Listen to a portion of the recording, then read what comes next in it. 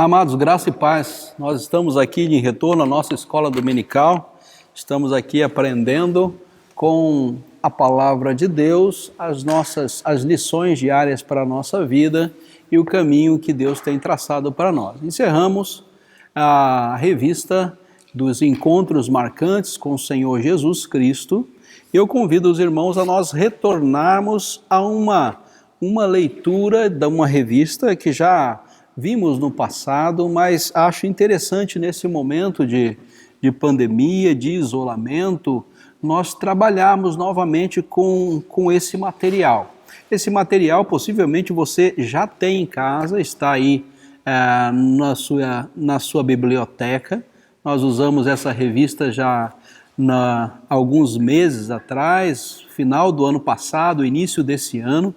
Quero convidar você a retornar a essa revista, nós fazermos alguns apontamentos aqui a respeito Deus em ação e a igreja em oração. Os filhos de Deus falam com o seu Pai. E nós vamos ver mais propriamente a oração do Pai Nosso, não é? Uma oração que o Senhor Jesus Cristo ensinou aos seus discípulos. Vamos retornar a essa revista nesse tempo de pandemia, nesse tempo de isolamento. O objetivo maior é que nós voltemos ao entendimento da nossa prática de oração, meditemos um pouco no nosso contexto, no nosso momento, onde nós somos convidados a buscar mais a presença de Deus. A lição de número 1. A lição de número 1, a oração que só Deus ouve. Então nós vamos ver o texto que nós já conhecemos, mas é sempre importante nós basearmos na palavra de Deus aquilo que Deus tem para nós, que está em Mateus capítulo 6, verso de número 5. Mateus capítulo 6, verso de número 5. E quando orardes, não sereis como hipócritas, porque gostam de orar em pé nas sinagogas e nos cantos das praças para serem vistos pelos homens. Em verdade vos digo que eles já receberam a recompensa. Senhor Deus, obrigado pela Tua palavra, que fala aos nossos corações, que nos orienta. Obrigado por esse texto que lemos, a certeza de que a Tua palavra é a verdade e que a nossa vida de oração pode ser dinamizada, fortalecida nos princípios bíblicos que temos para caminhar nessa vida cristã. Assim oramos em nome de Jesus. Amém. Queria fazer uma leitura de algumas definições. Oração é o primeiro passo para se conhecer a Cristo. Oração é o reconhecimento da presença de Deus. Oração é o meio pelo qual o homem entra em intimidade com Deus. A oração é a oração é a garantia da realização das promessas de Deus. A oração é a alma sobre seus joelhos. Oração é o caminho para a paz e a tranquilidade. Oração é o meio pelo qual o homem pode tocar a Deus. Oração é o caminho para entender o plano de Deus. Oração é o dom de Deus proporcionando poder. Oração é o amor entre o Pai e o Filho. Oração é a abertura para que Deus se aproxime das nossas necessidades. Oração é a chave dos milagres. Oração é o fôlego da vida espiritual. Oração é a entrada no impossível. Com essas citações a respeito de oração, eu queria que você lembrasse, da importância que é na vida cristã nós dedicarmos um tempo para estarmos na presença de Deus. A pergunta da nossa lição na introdução diz: qual a utilidade da oração se Deus já conhece todas as coisas? Podemos modificar com a nossa oração aquilo que Deus já decretou na eternidade? Como orar? Em determinado momento do ministério de Jesus, seus discípulos lhe fizeram um pedido que demonstrou que eles não sabiam orar. Lucas capítulo 11, verso 1. Jesus lhes respondeu com um modelo de oração que se tornou conhecido ao longo do tempo, e esta é a oração do Pai Nosso. Então aqui nós temos alguns princípios que giram em torno de como não devemos e como devemos orar. E o verso que nós lemos hoje fala a respeito de uma dificuldade que logo do início da nossa caminhada de oração nós temos conosco mesmo. Uma dificuldade de nós fazermos as nossas orações, realizarmos as nossas orações totalmente dependentes de nós mesmos e não dependentes da orientação do próprio Deus. Então essa oração pode ser uma ação do homem para o homem. O verso que lemos fala isso, né? Quando orares. Então, na prática da nossa oração, não devemos ser como hipócritas. Hipócritas, aqui é uma alusão ao teatro, né? Não devemos usar máscaras como os antigos atores gregos usavam em suas peças teatrais. É fingir ser uma pessoa piedosa, é fingir ser alguém que ora. Então, a advertência do texto sagrado, da palavra de Deus para nós está inicialmente no ponto de partida da nossa vida de oração. Devemos tomar um cuidado muito grande com essa oração que Deus vai ouvir, com aquilo que nós vamos falar e que vai chegar até o coração de Deus. Então, é importante nós entendermos que a vida de oração, como vimos, ela tem características que dão à nossa espiritualidade a capacidade de vivermos intensamente a presença de Deus, o cuidado de Deus, a caminhada com Deus. Então a vida de oração, ela está diretamente ligada ao nosso dia a dia, aos nossos 24 horas. E essa mesma vida de oração, devemos ter alguns cuidados com o nosso próprio coração, com a nossa própria leitura a respeito da nossa espiritualidade, os valores que estão inseridos na nossa espiritualidade. Vejam só que o problema aqui é que esta oração deve estar diante de Deus. É uma oração feita somente a Deus. A oração não tem nenhum outro objetivo a não ser nos colocar na presença de Deus. E esse é o grande objetivo da nossa espiritualidade, nos levar até a presença de Deus. Nascemos espiritualmente para estar em plena comunhão com Deus, nesse relacionamento íntimo com o Senhor. Deus nos dá meios de graça. Esses meios de graça nos colocam diante dele mesmo. A primeira é a palavra de Deus, que nós já vimos aqui e lemos. A segunda é a vida de oração. E a terceira é a vida de comunhão com Deus e com a sua igreja. Então, a oração que Deus ouve, em primeiro lugar, é a oração e a prática da justiça. Seguindo a nossa lição, a oração e a prática da justiça. Então nós temos aqui o texto de Mateus 5, verso 6, versos 5 a 8. Guardai-vos de exercer a vossa justiça diante dos homens, com o fim de serem vistos por eles. De outra sorte, não tereis galardão junto ao vosso Pai Celeste. A partir desse verso 5, queridos, Jesus apresenta um segundo exemplo com o fim de ilustrar seu ensino acerca da piedade, da vida na presença de Deus. Jesus havia falado sobre a prática de dar esmolas. Então, aqui há uma leitura próxima que nos dá um conhecimento desse contexto, né? Ao dizer essas palavras sobre a oração, o próprio Jesus foi nos livrar de grande perigo do pecado da soberba e da hipocrisia. Lembrem-se do teatro, né? da máscara que nós colocamos para sermos vistos como piedosos e como pessoas que têm uma vida de oração. A presença da hipocrisia e da soberba tira de nós a possibilidade do exercício da espiritualidade. Essa espiritualidade, Deus não participa.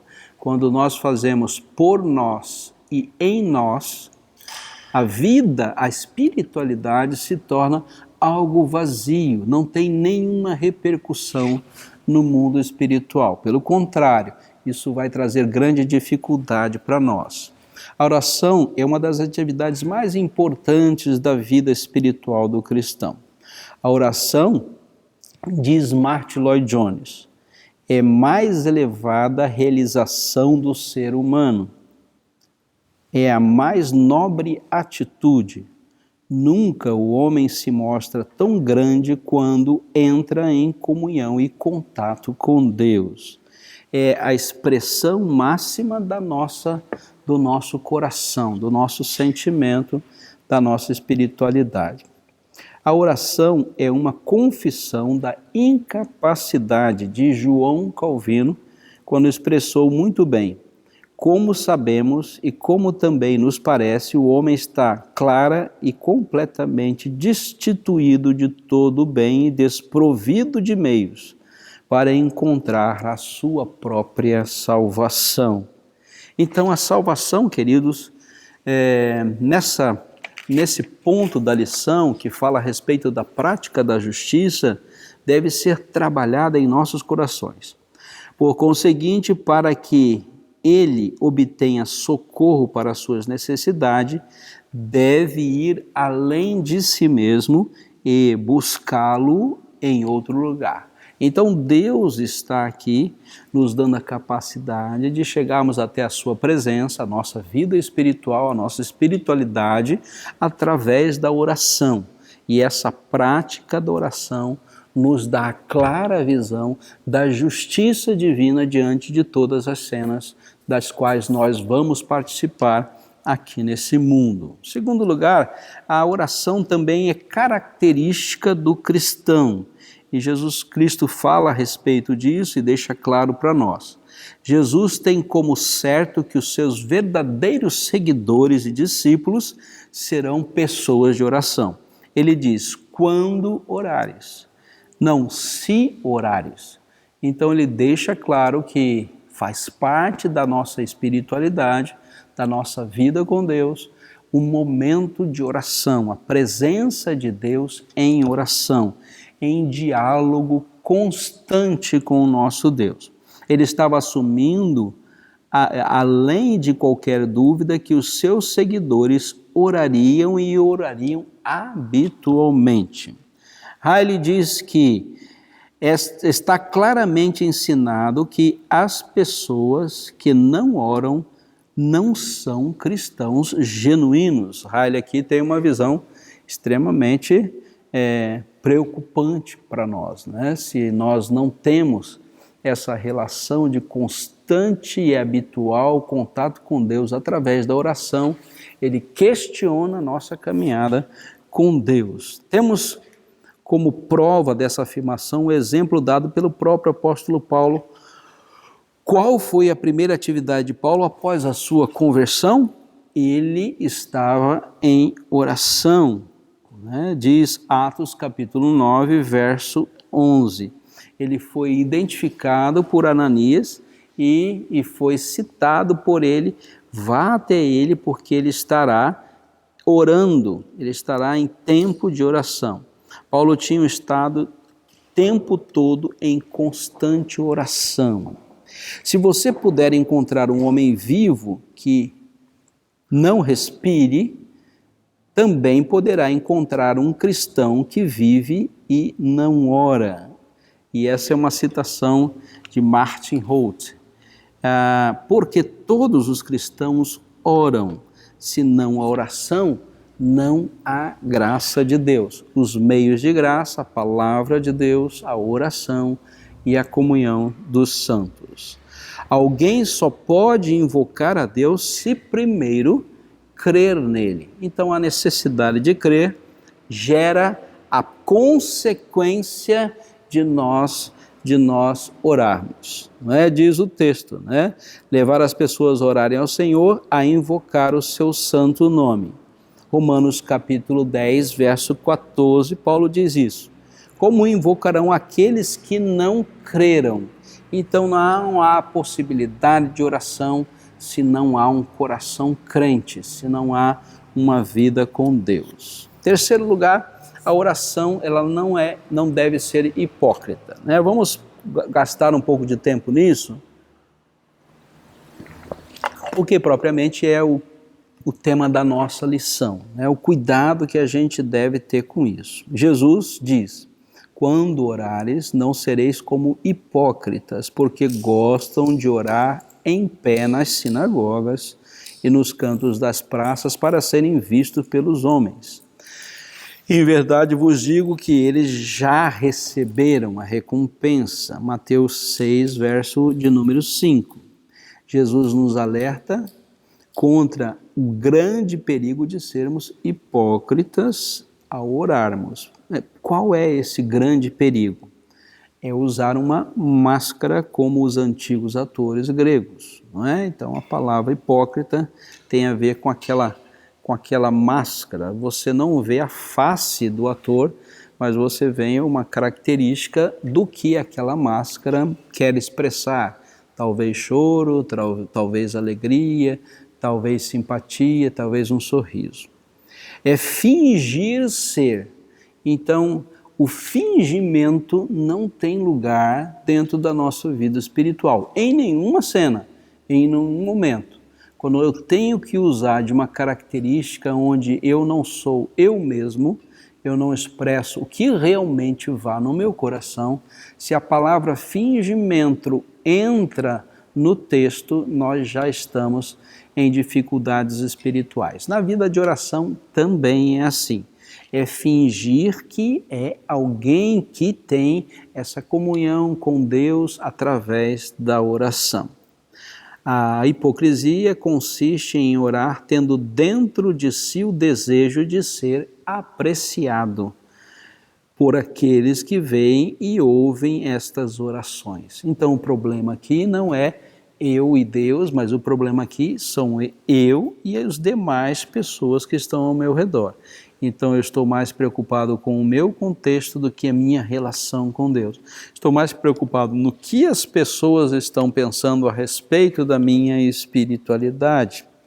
O desejo de usar a oração como uma oportunidade de exibir a nossa espiritualidade diante dos homens é mal em si, pois se origina do orgulho e destina-se à satisfação, satisfazer o nosso orgulho. Então essa palavra sempre entra em cena, né, pastor? Essa palavra sempre nos incomoda. Porque, como toda tendência humana, na vida de oração também temos essa tendência de fazermos algo em prol de que nós sejamos o centro de todas as atenções. Esse é um problema desde a criança, desde o recém-nascido até o mais idoso. Nós queremos ser o centro das atenções, nós queremos satisfazer os nossos pensamentos orgulhosos. Jesus afirma que o objetivo dos hipócritas é serem vistos pelos homens. Então temos um problema aqui. A vida espiritual, em nossa espiritualidade, o objetivo não é e nunca será sermos vistos pelos demais. Aí veja aqui no texto que a palavra praça, ela tem como origem grega a palavra plateia, né? E aqui o texto fala a respeito de praças, né? A palavra traduzida como praças é a palavra plateia, de onde vem a palavra plateia. As praças eram locais mais prováveis para que as multidões se reunissem. Então os hipócritas são aqueles que desejam uma plateia que assista a sua apresentação teatral no momento da oração. Que grande realidade, não é, irmãos? Que tema próprio para o nosso tempo. Hoje perdemos nossas plateias, né? Estamos todos em isolamento, estamos todos vivendo em tempos de distanciamento. As plateias não são mais possíveis dentro da nossa realidade presente. Podemos gravar vídeos, podemos assistir alguma coisa, mas estar à disposição da nossa capacidade de orgulho está sendo questionada por nós nesse tempo presente, não é? Então é um bom tempo para a gente voltar à vida de oração, aos princípios de uma vida de oração. As suas orações estão focadas no eu, e o hipócrita coloca as suas orações em si mesmos. É uma oração de si para si. Que coisa complicada, não é? A gente viver uma vida de espiritual onde eu mesmo sou a base e a estrutura dessa vida espiritual. A oração que foca o eu é sempre uma oração hipócrita, já que toda verdadeira oração deve ser focada em Deus. Concluindo, irmãos, não há qualquer mal em sermos vistos pelos homens ao orar. Não há nenhum mal nisso. O pecado está em orar com o objetivo de ser visto pelos homens. Então, o pecado é o perigo de residem em amarmos e sentirmos prazer nisso, porque isso alimenta o nosso orgulho. Talvez nos sintamos tentados a emitir uma palavra de aprovação a nós mesmos, dizendo o seguinte: mas desse tipo de pecado eu estou livre. Cuidado, né? Eu não tenho esse hábito. Devemos ter muito cuidado com isso, pois o pecado é extremamente sutil. Há muitos modos de cometermos pecados denunciados pelo nosso Senhor. E esse é um deles, não é? Nós permitirmos que a nossa espiritualidade caminhe em direção a um egocentrismo e não a um cristocentrismo, não é? E não a busca de Deus. Então a nossa espiritualidade está diretamente ligada à pessoa de Deus. E o verso de número 5 de Mateus 6 nos exorta, inicialmente, antes de tudo, Jesus exorta os seus discípulos: tomem cuidado com isso. Esse é um problema sério que vocês vão enfrentar, porque ele diz respeito a vocês mesmos. Como anda a sua vida de oração? Você demonstra ser um verdadeiro discípulo de Cristo por meio de uma prática constante de oração? E você tem lutado contra qualquer tentativa de ser louvado pelos homens na sua vida de oração? Então são as aplicações aí da nossa lição de hoje, né? Sua vida de oração, ela está constante na presença de Deus. Você tem orado com motivações certas, edificantes, e você tem guardado o devido cuidado para que você não seja alvo ou seja colocado em primeiro lugar na sua caminhada, o objetivo de você ser louvado por isso. Então, são perguntas extremamente práticas para a nossa caminhada de oração. Terminamos a nossa lição aqui. Ao final dela, você tem as perguntas concernentes ao nosso Catecismo Maior de Westminster, né? A 178 e a 179, com todas as citações bíblicas que você pode acrescentar aí. Convido você a ler essas perguntas, estão aí transcritas em nossa lição, senão elas vão estar à sua disposição no nosso site, no blog do nosso site. Nós vamos transcrever essa lição, o resumo dessa lição, para você acompanhar a nossa revista. Que Deus abençoe a sua vida. Senhor Deus, obrigado pelo tempo que meditamos na Tua Palavra, obrigado pela vida que temos na Tua presença e o motivo de estarmos aqui em oração, buscando a Tua presença porque dependemos de Ti. Assim oramos em nome de Jesus. Amém. Até a próxima aula.